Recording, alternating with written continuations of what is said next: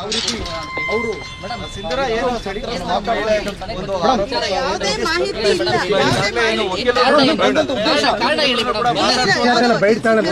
ಯಾವುದೇ ತರ ಮಾಹಿತಿ ಇಲ್ಲ. ಈಗ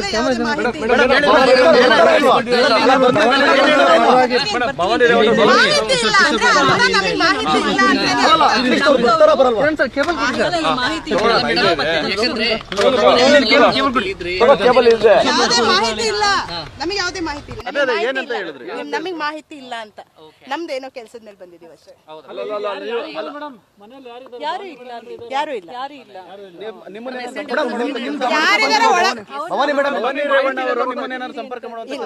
ಭವಾನಿ ಮೇಡಮ್ ಎಲ್ಲಿದ್ದಾರೆ ಅನ್ನೋ ಮಾಹಿತಿ ಇಲ್ವಾ?